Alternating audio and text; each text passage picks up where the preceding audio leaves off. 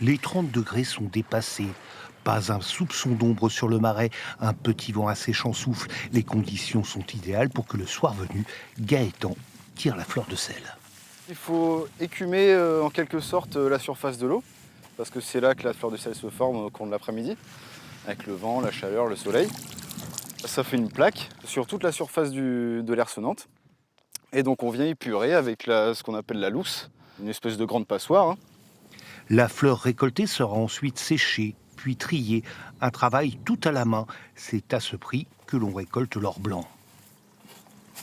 On dit que c'est un peu le caviar du sel, c'est un produit très fin, ça n'a pas du tout la même utilisation que le gros sel.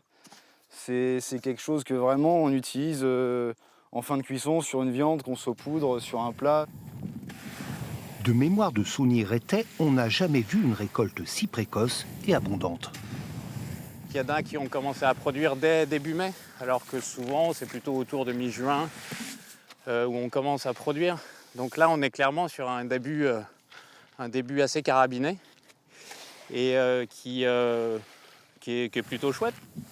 Louis racle le fond du carreau d'argile pour extraire le gros sel. Il espère bientôt un vrai label bio pour le distinguer d'autres produits. C'est du sel naturel, c'est du sel qui a des sels secondaires, calcium, magnésium, un petit peu d'argile, hein, parce qu'on est sur des fonds, naturels. C'est un sel qui est assez crème, légèrement grisé, et on voit vraiment des cristaux très nets avec des arêtes bien tranchantes. Ça, c'est vraiment le sel naturel. Dès qu'il est lessivé, comme dans beaucoup de sels industriels, dès qu'il est cristallisé artificiellement, en fait, il va être arrondi, il va être blanchi, etc. En attendant, les sauniers bénissent les cieux bleus et la chaleur et espèrent éviter les orages qui plombent les récoltes.